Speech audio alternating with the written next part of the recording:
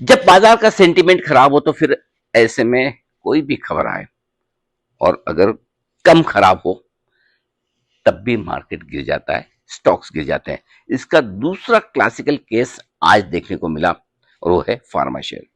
देखिए हुआ क्या है, ट्रंप ने कहा है कि 1 अक्टूबर से 100% टैरिफ। ठीक बात है। किन पर? उन फार्मा कंपनियों पर जो अमेरिका में दवाएं बेचती है बाहर बनाकर, जैसे हमारे भारत की कंपनियां यहां दवाएं बनाकर अमेरिका में बेचेगी, 100% टैरिफ लगेगा। 100 रुपए की दवा बेचे तो 100 रुपए और टैक्स भरो। किन पर? लेकिन सिर्फ ब्रांडेड प्रोडक्ट पर, सिर्फ पेटेंटेड प्रोडक्ट पर, यानी कि जो जेनरिक दवाएं हैं उन पर नहीं है। और हमारी कंपनियां तो ज्यादातर जेनरिक ही बेच रही है। उनके लिए तो एक तरह से अच्छी बात है कि अगर पेटेंटेड दवाएं महंगी होगी और वो इंपोर्ट करने के लायक नहीं बनेगी तो उन्हीं की जेनरिक दवाएं खरीदना और ज्यादा बेहतर होगा अमेरिका के लिए। तो मौका है, अवसर है, अपॉर्चुनिटी है। लेकिन कहते हैं ना सेंटिमेंट खराब। अब देखिए, मैंने थोड़ी देर पहले वो खाड़ के चेयरमैन हबील खुराकीवाला साहब का इंटरव्यू किया था। स्टॉक 6% नीचे। उनका मालूम है क्या कहना था? हमारा जीरो एक्सपोर्ट है अमेरिका को। अब सोचिए, उसके बावजूद स्टॉक नीचे। सो कभी कभी क्या होता है कि मार्केट इरेशनल हो जाता है। कैसे? थोड़े दिन पहले आपने देखा H1B वीजा का मामला था।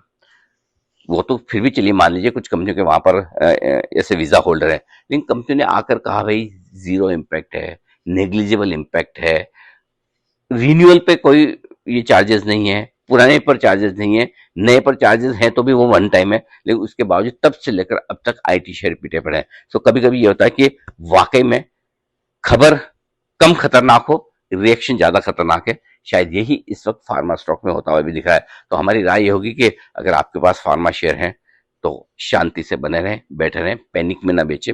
अगर आप नया पैसा लगाना चाहते हैं तो फार्मा शेयरों में नहीं, फार्मा की म्यूचुअल फंड स्कीम में पैसा लगाइए और उसमें भी धीमे धीमे SIP कर लीजिए अगले 3 से 6 महीनों के लिहाज से।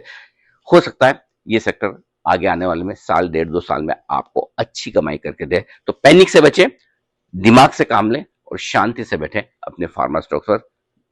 यह वक्त भी बीत जाएगा। क्या है आपकी राय?